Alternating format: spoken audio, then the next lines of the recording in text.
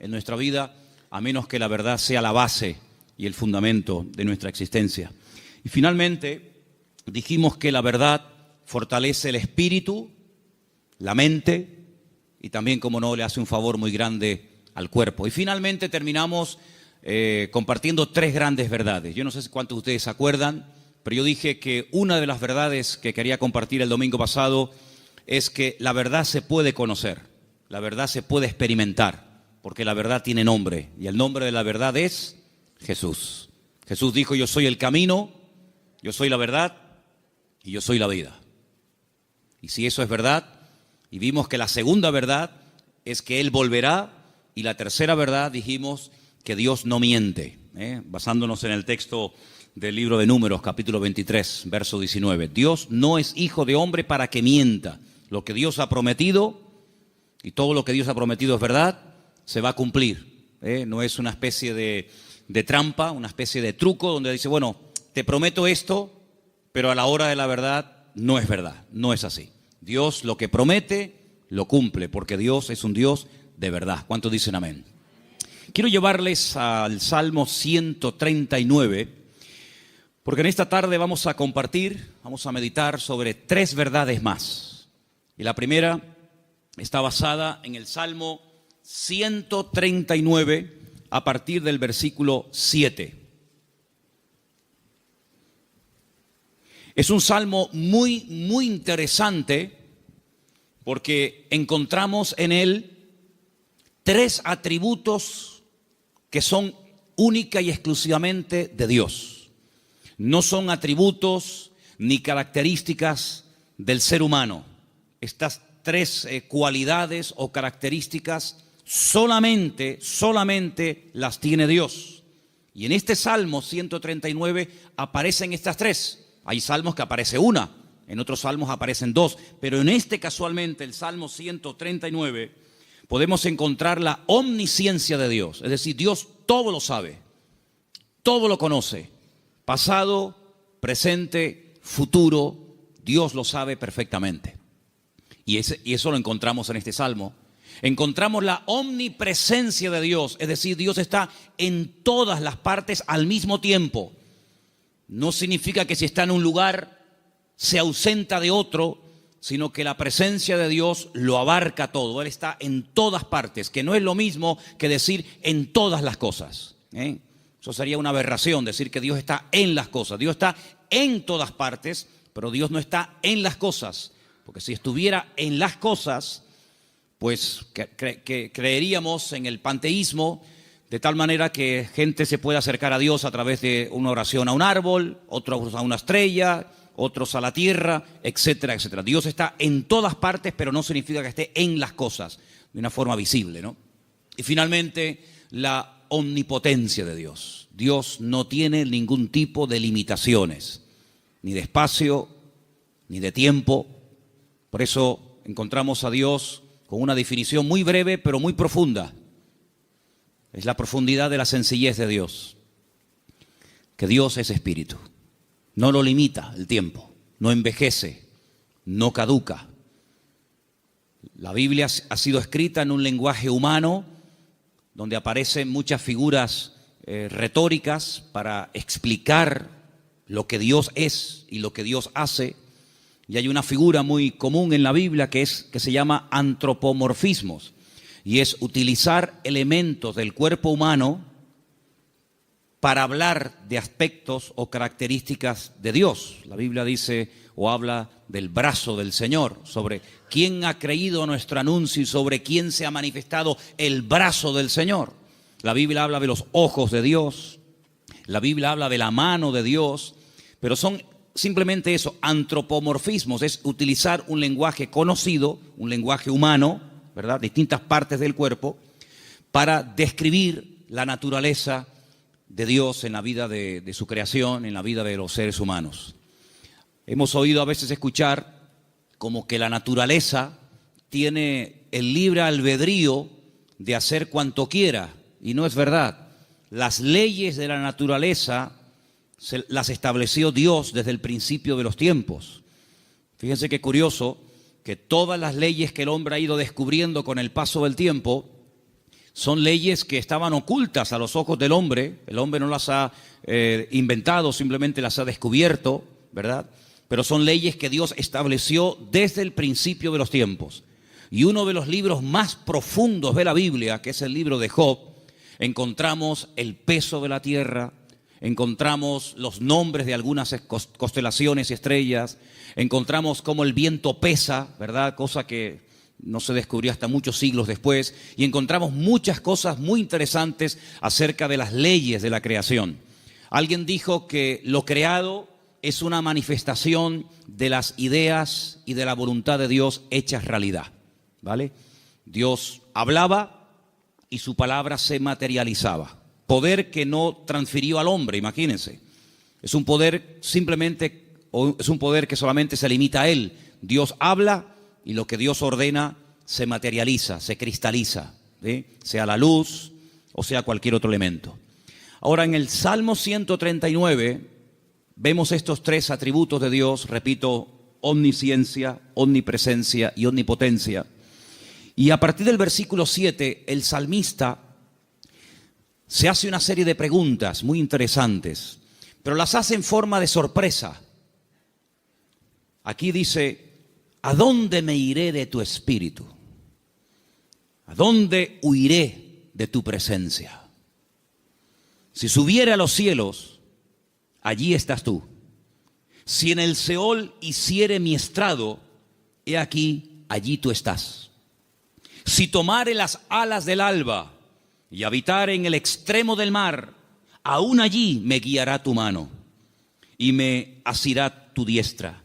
Si dijere: ciertamente las tinieblas me encubrirán, aún la noche resplandecerá alrededor de ti. Aún las tinieblas no encubren de ti, y la noche resplandece como el día. Lo mismo te son las tinieblas que la luz. ¿Cuántos dicen amén?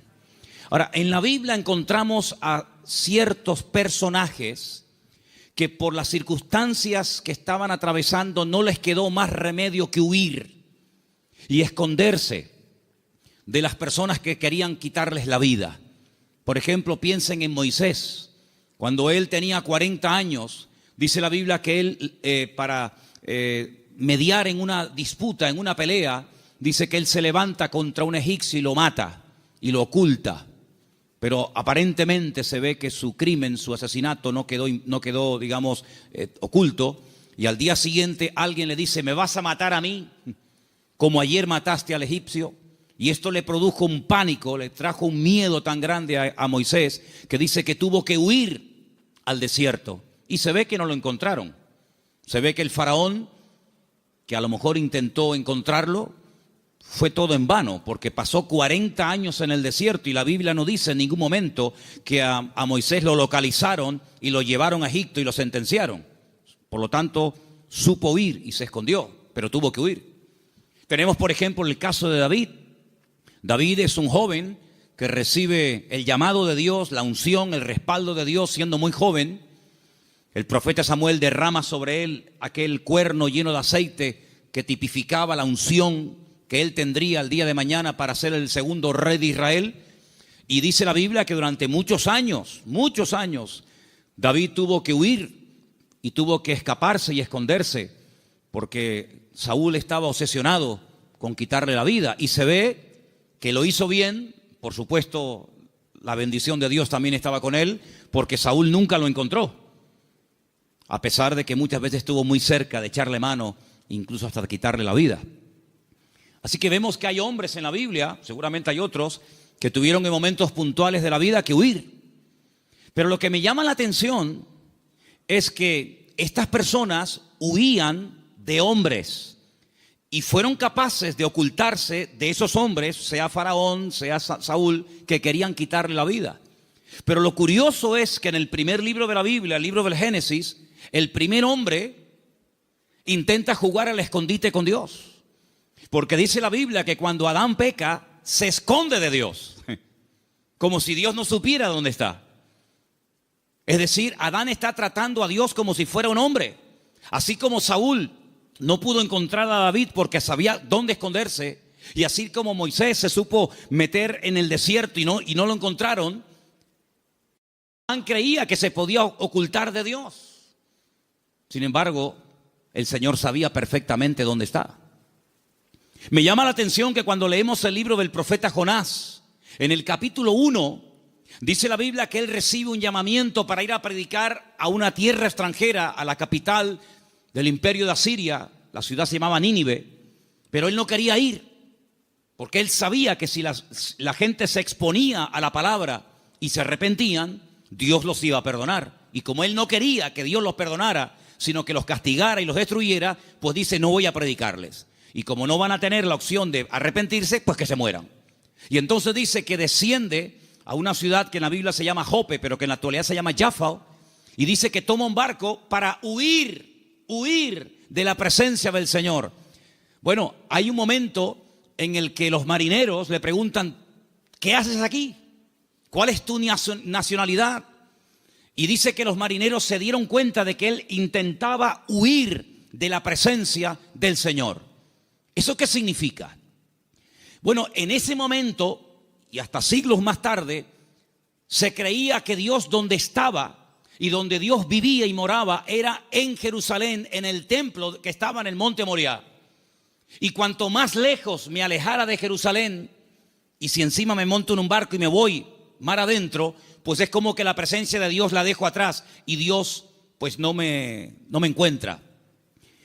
Yo estaba leyendo hoy justamente el libro de Jonás y hay una canción que nosotros cantamos en la iglesia, parte del Salmo 118, que dice: desde la angustia invoqué al Eterno y Él me oyó.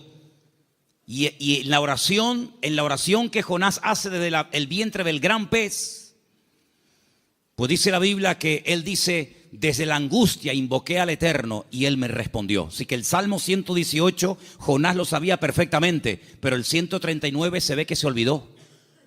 Porque el 139, el salmista dice: ¿a dónde me voy a esconder? ¿A dónde voy a huir de tu presencia? Vaya a donde vaya, sea hacia arriba, sea hacia abajo, sea a la izquierda o sea a la derecha, nunca podré huir de tu presencia, porque él tenía bien claro el concepto de la omnipresencia del Señor. ¿Cuántos dicen amén? Ahora, esta gente huía en el sentido negativo, pero hermanos, esto nos tiene que producir un gozo y una alegría a todos y a cada uno de nosotros enorme, inmensa. ¿Sabéis por qué? Porque vayamos a donde vayamos, no importa las circunstancias en las que nos encontremos, la presencia del Señor siempre, siempre estará a nuestro lado. ¿Cuántos dicen amén? No importa si te encuentras en una cárcel, allí el Señor sabe que estás. ¿O acaso nos hemos olvidado de que una noche bien tarde Pablo y Silas cantaban, los presos les oían, pero no solamente los presos les oían, sino que el Señor en el cielo también les oía, y dice que los liberó de una forma tremenda? ¿Cuántos dicen amén?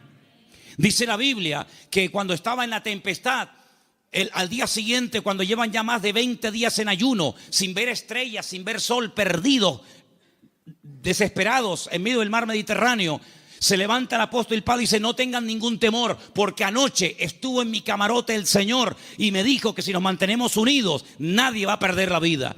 Luego lo vio en la cárcel y también lo vio en la tempestad. Pero también se acordó de que en el desierto había un viejito llamado Moisés, que hacía 40 años que había huido de Egipto, y el Señor lo encontró.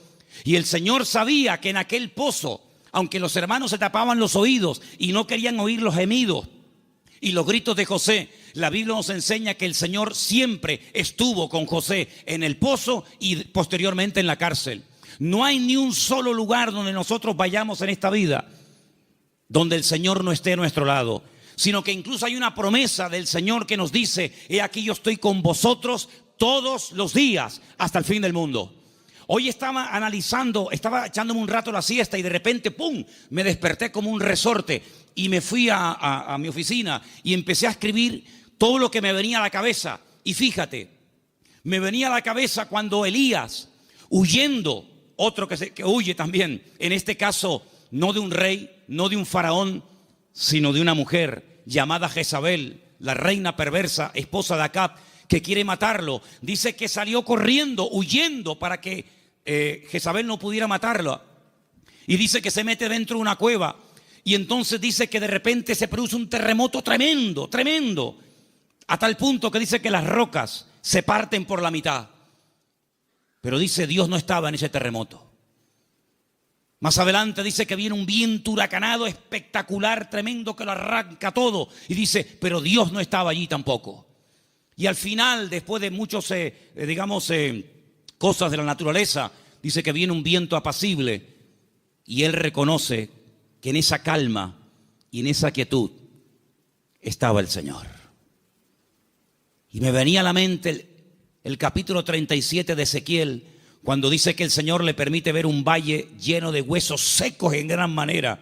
Y dice que no se levantaban ni producían ningún temor porque no estaba el Espíritu de Dios dentro de ellos. Si como la Biblia dedica tiempo a decir dónde Dios no está, pero también la Biblia dice dónde Dios sí está. Por ejemplo, también apuntaba todas las veces que ocurren tragedias y desgracias en la vida. A continuación añade la Escritura y dice, pero el Señor estaba con José. ¡Qué maravilla! Hermanos, saber que nuestro Dios está con nosotros todos los días, ¿no te produce una alegría y una tranquilidad de saber que pase lo que pase y venga lo que venga y digan lo que digan, nuestro Dios está con nosotros porque es omnipresente? No hay que ir a un lugar específico a visitarlo, como durante siglos y generaciones tenían que hacer las 12 tribus de Israel, que 3 veces al año tenían que viajar cientos o miles de kilómetros para ir a Jerusalén a visitar y a celebrar la fiesta del Eterno, sino que el Señor ha prometido estar con nosotros en cualquier momento, en cualquier lugar, no importa si somos jóvenes, adolescentes, niños o ancianos, no importa si estamos en la iglesia, en la casa, en el trabajo, en un barco, en un avión, en un submarino, no importa. La presencia del Señor siempre estará a nuestro lado y eso significa que la protección del Señor siempre estará con nosotros. Esa es la primera verdad que quiero compartir con ustedes en esta tarde. Y si habéis prestado atención a la lectura, ¿cuál fue la lectura de hoy? ¿Cuál fue? Salmo 121. ¿Cómo empieza el Salmo 121? Alzaré mis ojos a los montes. ¿De dónde vendrá mi socorro? Ay, amigo, cuando tú estás donde empezaban los peregrinos que iban a Jerusalén a celebrar las fiestas, cuando tú te pones en el principio de ese camino, allí en lo alto, en Galilea, y ves un camino estrecho, rodeado de unas montañas gigantescas, y te explican que en esas montañas se ponían los ladrones y las bandas armadas para robarle las ofrendas y los diezmos que iban a llevar al templo a Jerusalén. ¿Cómo nos van a alzar los montes los peregrinos y decir, Señor, ¿de dónde vendrá nuestro socorro? No es que está implorando la ayuda de las montañas, no, porque el versículo siguiente dice, nuestro socorro viene del Señor que hizo los cielos y la tierra. No dará tu pie resbaladero, ni se dormirá el que te guarda. Él guardará tu salida y tu entrada desde ahora y para siempre. ¿Cuántos dicen amén? Hermanos, en estos tiempos en los que estamos viviendo, es importante que nos recordemos cada día el Señor, la presencia del Señor, la cobertura del Señor está a mi lado. ¿Cuántos dicen amén? Dile que está a tu lado, el Señor está con nosotros porque es un Dios fiel. Aleluya. Esa es la primera verdad que tenemos que tener presente en nuestra vida. Primera de Juan 5:18, primer versículo que nos van a leer en esta tarde. Primera de Juan, capítulo 5, verso 18. Presten atención, por favor. Sabemos que todo aquel que ha nacido de Dios no practica el pecado, pues aquel que fue engendrado por Dios le guarda, y el maligno no le toca. El maligno, la promesa que dice, el maligno no le toca. ¿A quién no le toca? Al Hijo de Dios. ¿Y por qué no le toca? Porque está protegido. ¿Por quién? Por aquel que lo engendró. Nuestro Dios no solamente está, sino que está para defendernos, está para guiarnos, está para bendecirnos. No está dormido y hay que despertarlo, como en algún momento el profeta Elías les decía a los profetas de Baal, griten, griten, levanten la voz. Tal vez vuestro Dios está de camino, o está dormido, o cansado, se ha ido de viaje, sino que nuestro Dios está a nuestro lado, pero no de una forma pasiva, indiferente, sino que está a nuestro lado para pelear nuestras batallas y defendernos. ¿Cuántas veces hemos mencionado el pasaje de cuando el profeta Eliseo, no Elías, Eliseo, se encuentra rodeado de enemigos y su criado Giesi se lo comenta y le dice: estamos rodeados, nos van a matar? Y el profeta Eliseo ora para que el Señor le abra los ojos espirituales a su criado incrédulo Giesi, porque le dice: más son los que están con nosotros que los que vienen contra nosotros. Y entonces él pudo ver por los ojos de la fe cómo la presencia del Señor estaba alrededor de aquella casa, y aquellos que venían a matarlos al final quedan ciegos y ellos los tienen que guiar hasta salir de la ciudad. Hermanos, ese es nuestro Dios, un Dios que ha prometido estar con nosotros todos los días. Estemos también nosotros con Él todos los días. ¿Cuántos dicen amén? Segunda y gran verdad que quiero compartir en esta tarde: el poder inmenso, ilimitado del nombre del Señor Jesucristo. Marcos capítulo 16, versículo 17 al 18. Presten atención, por favor. Y estas señales seguirán a los que creen. En mi nombre echarán fuera demonios, hablarán nuevas lenguas, tomarán en las manos serpientes, y si bebieren cosa mortífera no les hará daño. Sobre los enfermos pondrán sus manos y sanarán. Todo cuanto se menciona ahí con una connotación milagrosa, echar fuera demonios, hablar lenguas, orar por los enfermos, etcétera, etcétera, todo va precedido por el nombre de Cristo. En mi nombre, en mi nombre, en mi nombre. El Señor Jesucristo nos enseña en la palabra que cuando oramos los creyentes tenemos que orar en su nombre. Firme la oración. No oramos en nuestro nombre. No nos acercamos a Dios con nuestros méritos, sino que oramos en el nombre del Señor Jesucristo. Y en el libro de Filipenses, el capítulo 2, nos da una pincelada, una explicación del poder tremendo de ese nombre. Presten atención.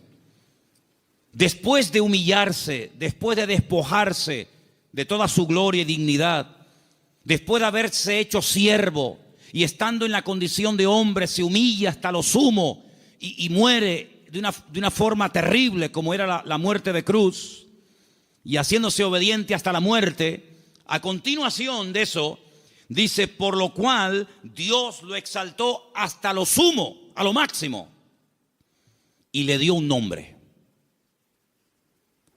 sobre todo nombre. Y ahora escucha versículo 10: para que en el nombre de Jesús se doble toda rodilla de los que están en los cielos, en la tierra y debajo de la tierra, y toda lengua confiese que Jesucristo es el Señor, para gloria de Dios Padre. El poder del nombre de Cristo, no somos conscientes de lo poderoso que es mencionar ese nombre. Los demonios huyen y tiemblan cuando se menciona el nombre de Jesucristo. Es un nombre de poder, es un nombre de autoridad. No hay nada ni nadie que se resista al poder del nombre de Cristo. Una vez escuché a un predicador que vino a Las Palmas hace muchos años. Había sido misionero en África. Y un día no se le ocurre otra cosa más que ir a una tribu de caníbales. Y dice que mientras dormía en una choza durante la noche, hay un momento en el que él se despertó y ve a un caníbal con un garrote a punto de darle un palo en la cabeza y matarlo. Dice que fue algo tan rápido, no había tiempo para decir: hermano, vamos a orar, espérate un momentito. Dice que solamente dijo: Jesús. Solamente mencionó el nombre del Señor. Y dice que se le cayó ese garrote de la mano a este hombre y salió corriendo. Hermanos, hay millones de testimonios de personas que han sido sanadas, liberadas, salvadas, bendecidas y transformadas por el poder del nombre de Jesucristo. Es un nombre que tenemos que utilizarlo cuando oramos, cuando hacemos cualquier cosa: conducir, estudiar, trabajar, salir, entrar. Porque no solamente es una sugerencia, no solamente es una propuesta, una idea que les lanzo, sino que es un mandamiento bíblico. Vamos a leer en Colosenses 3:17. Fíjense cómo la Biblia nos enseña lo que estoy diciendo en esta tarde. Colosenses 3:17, por favor. Y todo lo que hacéis, sea de palabra o de hecho, hacelo todo en el nombre del Señor Jesús. Todo. Dando gracias a Dios, Padre, por medio de Él. Todo lo que hacéis, todo lo que habláis, hacerlo todo en el nombre del Señor Jesucristo. Cuando se monten en el coche a conducir, Señor, en tu nombre pedimos que nos traigas y que nos lleves de regreso a casa con tu paz y con tu bendición. Cuando vayas a un examen, cuando vayas a prepararte para hacer un examen o estudiar, Señor, yo me preparo, yo estudio, yo memorizo, pero yo pido que en tu nombre este examen salga bien, Señor. Cuando vas a trabajar o cuando vas a buscar trabajo, cuando vas a dormir, cuando vas a levantarte, todo lo que hacemos y todo lo que decimos, dice, hacedlo todo en el nombre de nuestro Señor Jesucristo. ¿Cuántos dicen amén? Y vas a ver cambios, vas a ver algo diferente en tu vida, porque ese nombre es un regalo, permítame la palabra, que Dios le ha dado al creyente, a sus hijos, a su pueblo, a su iglesia, para que lo use. El Señor Jesucristo le dijo un día a sus discípulos, no habéis recibido nada porque no os habéis atrevido a orar en mi nombre, pero a partir de ahora, todo lo que pidáis en mi nombre, os lo daré, para que mi Padre sea glorificada en esa petición. ¿Cuántos dicen amén? Así que esta es la segunda verdad que tenemos que interiorizar en nuestra vida. Tenemos un nombre, hermanos, un nombre de autoridad en el cielo, en la tierra donde vivimos ahora mismo y aún debajo de la tierra. Un nombre que no tiene limitaciones de ningún tipo. Pues vamos a usarlo, porque la Biblia dice que es el regalo del Padre al Hijo, un nombre que es sobre todo nombre, para que en ese nombre se doble toda rodilla de los que están arriba en el cielo, en la tierra y aún debajo de la tierra, y toda lengua confiese que Jesucristo es el Señor, para gloria de Dios Padre. Dice también en un versículo que vamos a leer a continuación, en Proverbios 18:10, nos pone un ejemplo gráfico de la protección que proporciona el nombre del Señor, el nombre de Dios. Proverbios 18:10, por favor. Torre fuerte es el nombre del Señor. A Él correrá el justo y será levantado. Torre fuerte es el nombre de nuestro Señor, y a Él correrá el justo y será levantado. Leía en el día de ayer una historia cuando un tal Abimelech quiere matar a un montón de gente y dice que se dirige a la ciudad donde están las personas que él en un principio quiere aniquilarlas. Esto lo pueden ver en el capítulo 9 del libro de Jueces.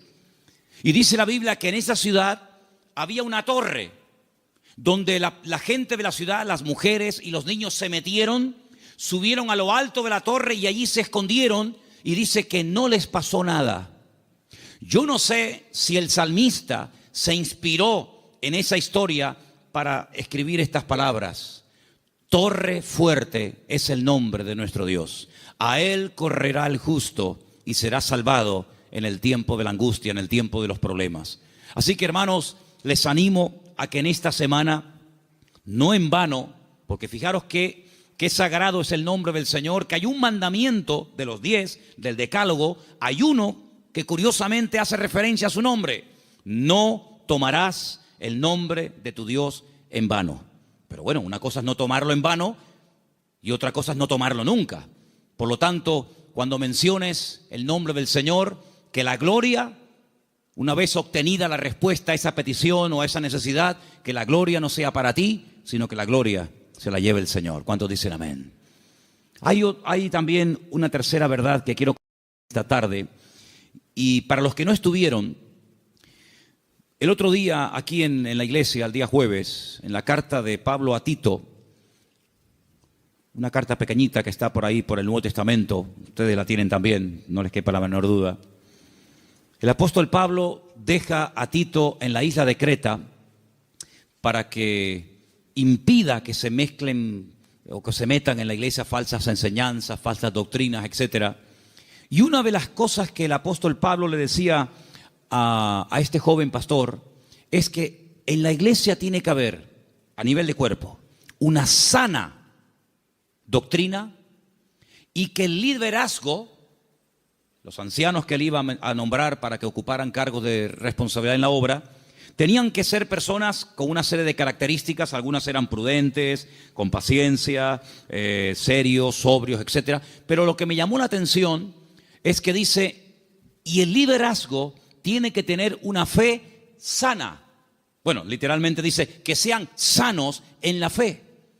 Y esto despertó mi curiosidad, porque la tercera verdad que quiero que en esta tarde escuchen ustedes y quiero compartir es el poder que tiene el cuerpo, el pueblo del Señor, siempre y cuando la fe de esa iglesia sea una fe sana. Y algunos dirán, pero ¿cómo que una fe sana? ¿Es que acaso hay una fe que no es sana? Pues sí. La fe a veces se puede enfermar. De hecho, vimos el jueves, repasamos un poco, que hay un momento puntual en el ministerio del Señor Jesucristo en el que algunos discípulos vienen y le dicen, Señor, nos ha pasado algo y queremos contártelo. Hemos entrado a una ciudad y no nos han querido recibir. No han sido hospitalarios, han sido fríos. Incluso nos han pedido que nos marchemos de la ciudad, que no quieren saber nada de ti, de tu ministerio ni de tus palabras. Y le dicen ellos al Señor, y uno de ellos era nada más y nada menos que Juan. ¿Quién lo diría? Señor, ¿quieres que oremos para que caiga fuego del cielo y los destruya a todos? Oye, qué fe, ¿eh? Ellos creían que si oraban y que cayera fuego del cielo, el Señor respondería a sus oraciones. Pero el Señor dice, alto, alto, alto. No. Ese espíritu no es el que debe de caracterizar a un discípulo mío.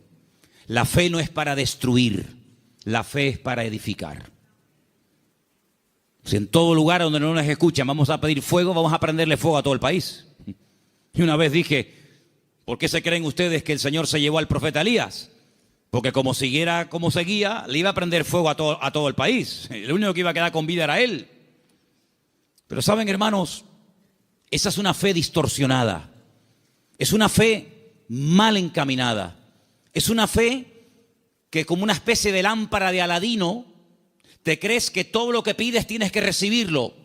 Y no está basada en la razón, no está basada en la palabra, en el sentido común, sino está basada en una emoción, en un rechazo que sientes hacia una gente que no te ha querido escuchar.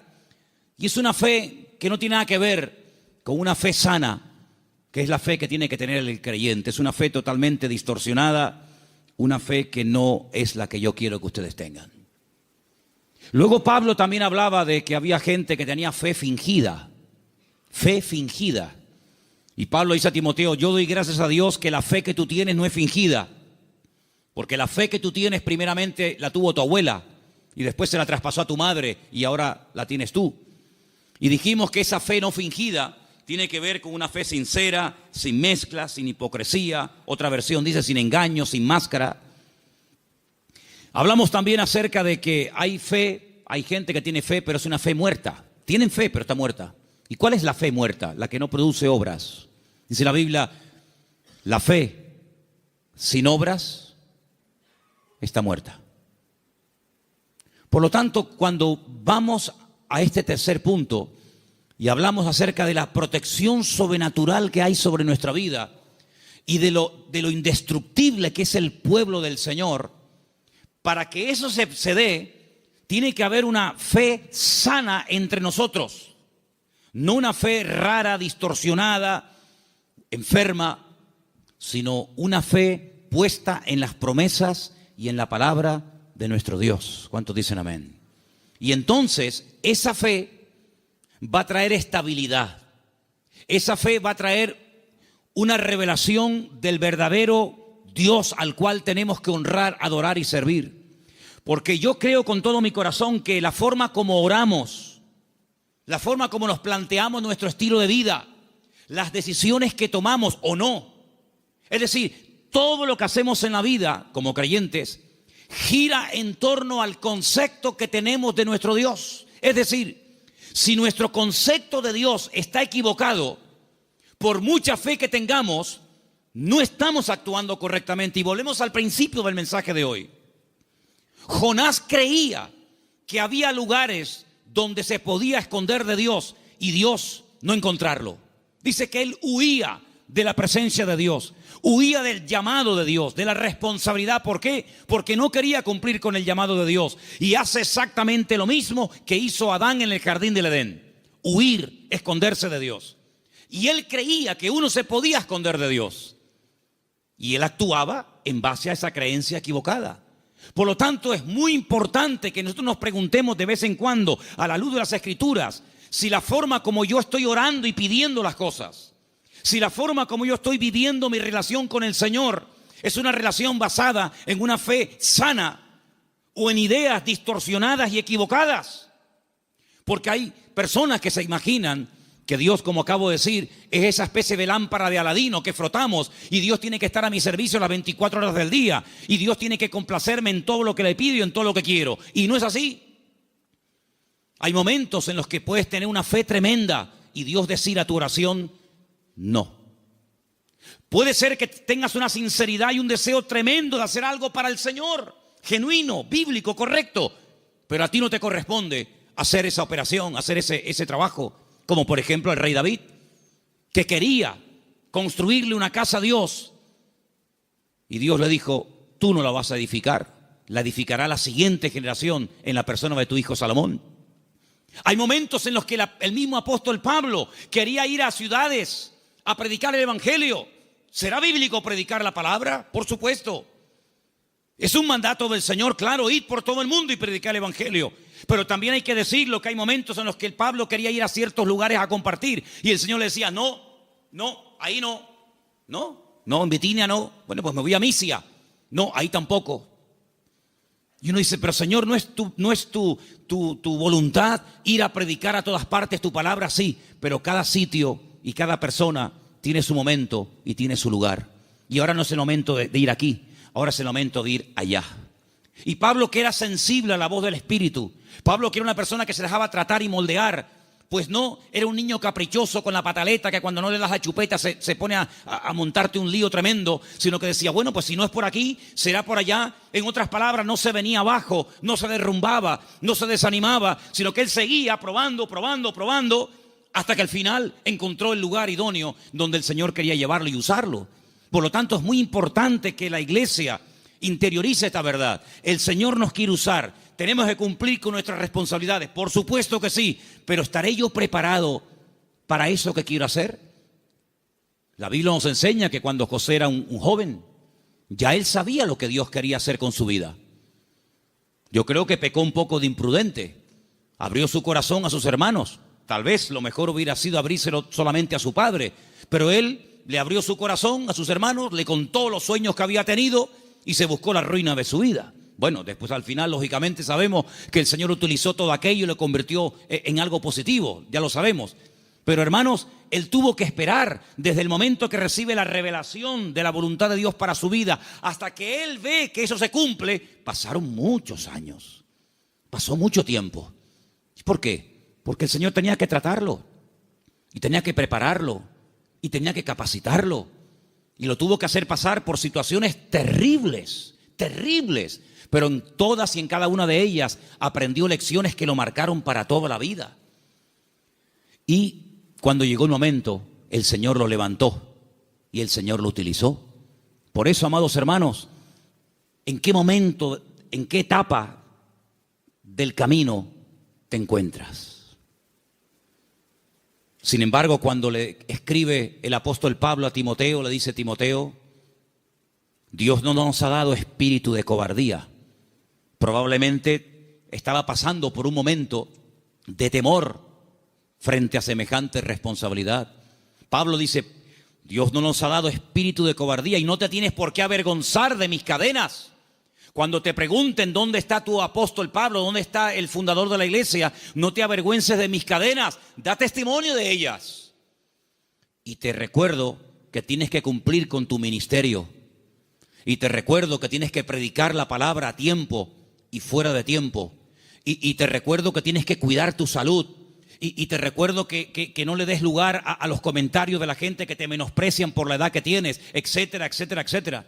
En otras palabras, ¿por qué Él exige que sufra? Sufre, pelea, predica, con ganas y sin ganas, a tiempo y fuera de tiempo. ¿Por qué? Porque sabe que está en una etapa de la vida en la que a Él se le puede exigir, pero a otras personas Pablo no les exigía tanto. ¿Por qué? Porque no habían llegado al nivel y a la madurez que Pablo entendía que Timoteo ya tenía. Por lo tanto, en base a tu conocimiento, en base a tu madurez, en base al desarrollo que tú tienes en el Señor, se te exigirá más o se te exigirá menos. Pero todo creyente que forme parte del cuerpo de Cristo, el cual llamamos iglesia, tiene que asumir las responsabilidades que le corresponda. Y yo, por ejemplo, en esta tarde, tengo aquí una pequeña lista de cosas en las cuales todos sí podemos, a pesar de que lleven poco tiempo o mucho tiempo, todos sí podemos cumplir con ellas. Por ejemplo, con la puntualidad. Yo doy gracias al Señor de que en esta iglesia, salvo raras excepciones, siempre se empiezan los cultos a su hora. ¿Sí o no? ¿No dicen que no? Hemos estado en algunas iglesias donde el culto se ha empezado media hora tarde. Y durante la predicación aún sigue entrando gente.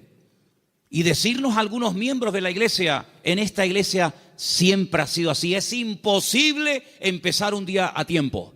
Bueno, yo doy gracias al Señor de que por lo menos en eso no somos malos, ¿no? Sino que generalmente solemos ser puntuales. Cuando se propone o se expone a la congregación un proyecto, una idea o algo, generalmente un altísimo porcentaje de la congregación responde apoyando pues dicha actividad o proyecto o lo que sea. En otras palabras, hermanos, la iglesia va a crecer en la medida en la que tú crezcas. La iglesia, cuando hablamos de iglesia, ¿qué es la iglesia? La iglesia eres tú, y tú, y tú, y cada uno de nosotros. Y la iglesia, ese concepto a veces tan abstracto, como dice la iglesia ¿qué es? Pues la iglesia eres tú. La iglesia tendrá la madurez de todos y cada uno de nosotros. Pero esa madurez, ¿dónde la aprendemos? ¿Aquí o ya venimos con ella de casa? Después del culto hoy, queremos reunirnos unos poquitos minutos con los padres de los chicos que en este momento, ahora mismo, están en la escuela dominical. ¿Por qué? Porque una de las cosas que tenemos que entender es que la iglesia, por ejemplo, en los domingos, la escuela dominical, es un refuerzo a lo que teóricamente los niños ya aprenden de sus respectivos padres en el hogar. ¿Cuántos dicen amén? Es decir, si ustedes no oran a la hora de la comida, difícilmente, por más que se lo enseñen ahora mismo las hermanas que están allí con esos niños, que hay que orar dándole gracias al Señor por la comida que entra por nuestra boca, si después durante la semana, que es muy larga, hasta el próximo domingo, no ven a papá y no ven a mamá orando un momentito, dándole gracias al Señor por los alimentos, pues le vamos a hacer al niño, perdonen la palabra, un cacao, porque le estamos enseñando algo en la iglesia que luego ustedes no lo apoyan. Es decir, que lo que aprendan aquí, luego vean la práctica en el hogar. ¿Cuántos dicen amén? Si, por ejemplo, un niño un día en una escuela dominical tiene una clase donde, por ejemplo, no sé, se le habla del perdón, pues que cuando lleguen momentos puntuales, pues que el niño vea que en casa la asignatura del perdón se aprueba con sobresaliente y no siempre con suspenso.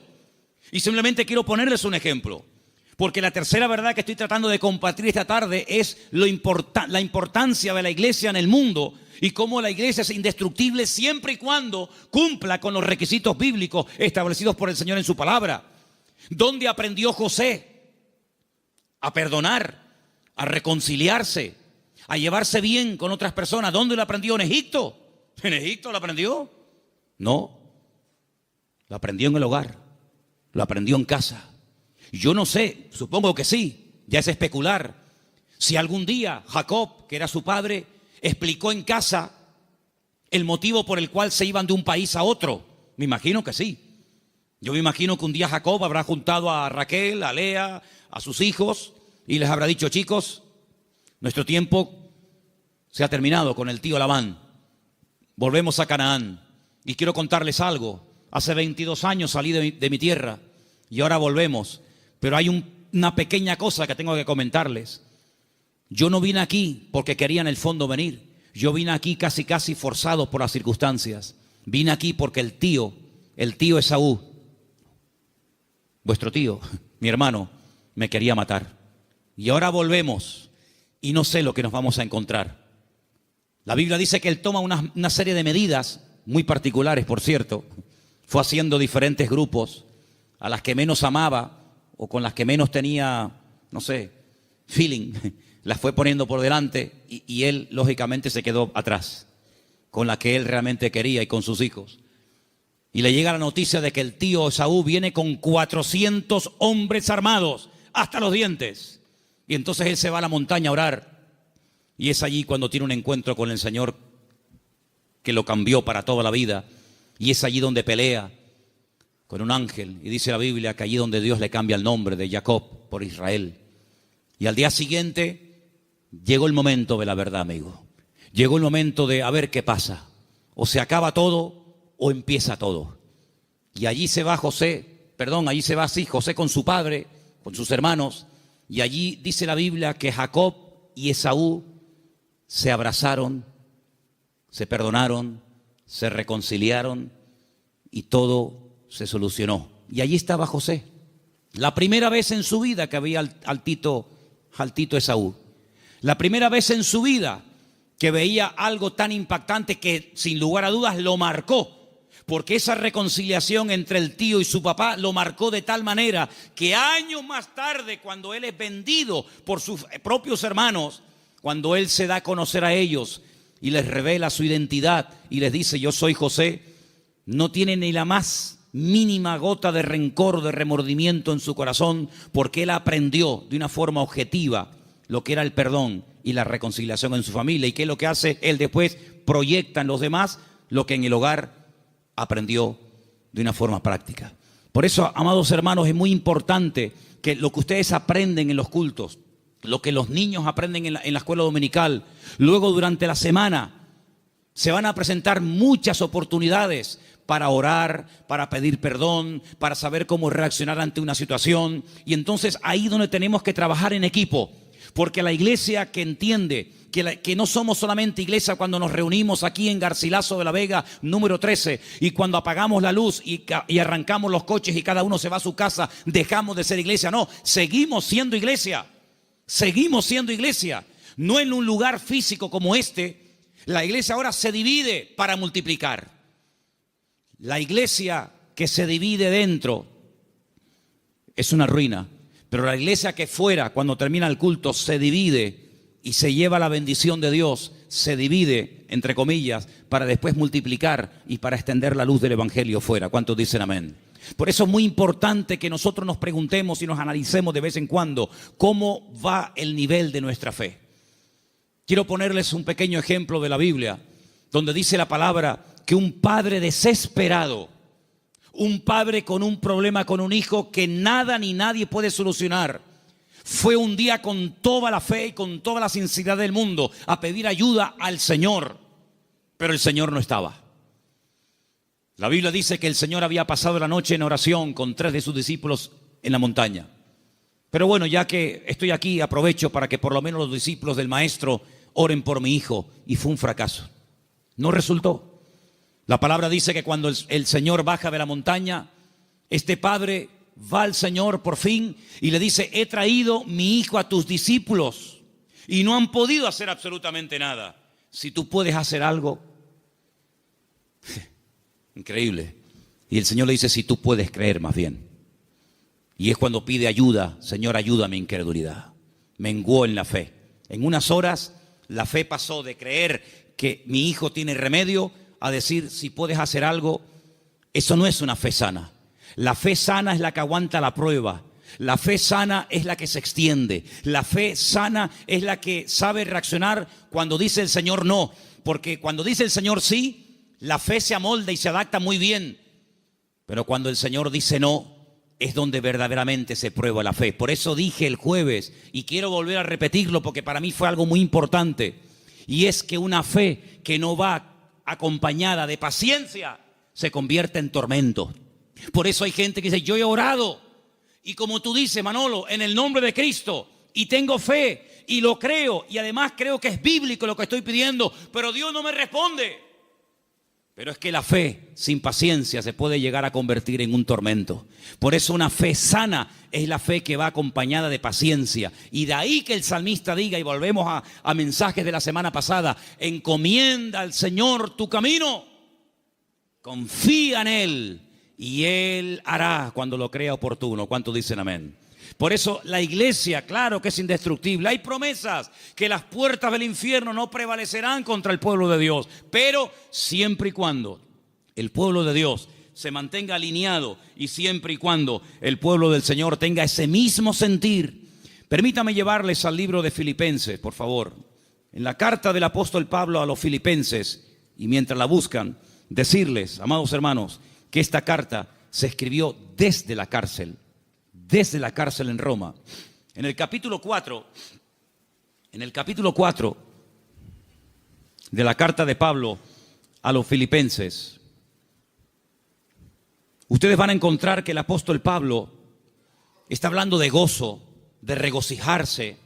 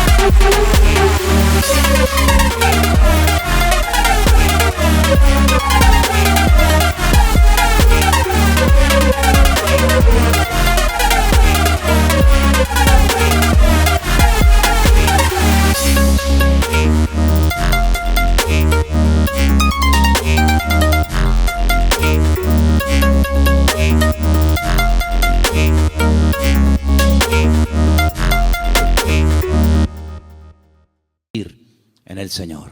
Porque una iglesia, como un matrimonio que tiene un mismo sentir, es algo indestructible. ¿Cuántos dicen amén? Pero una iglesia donde uno dice arriba y otro dice abajo, uno dice a un lado y otro dice a otro, donde uno dice no, oremos, otro, no, ayunemos, no, discipulemos, no, evangelicemos, salgamos, no, quedémonos. Difícilmente esa iglesia puede ser una iglesia bendecida y una iglesia que impacte a la gente que lo rodea. Pero cuando hay un mismo sentir en el Señor, cuando el capitán de la nave es el Espíritu de Dios y la cabeza de la iglesia es el Señor Jesucristo, esa iglesia puede avanzar, esa iglesia puede ser una bendición, y esa iglesia es un botón, un punto de referencia en el mundo espiritual de algo que el Señor está haciendo en este lugar. Porque permítame decirle que una de las grandes enseñanzas del apóstol Pablo, y esto tiene una profundidad tremenda, inmensa, es que dice que la iglesia no solamente puede tener un impacto a nivel de sociedad, como evidentemente lo tiene con los vecinos, con los familiares, con los que vienen, etcétera, sino que dice el apóstol Pablo, es una enseñanza muy profunda que comparte con los efesios, es que la iglesia, según cómo se comporte, según cómo actúen sus miembros, según cómo se relacionen unos con otros, tiene también un impacto en el mundo espiritual, ante los principados y ante las potestades.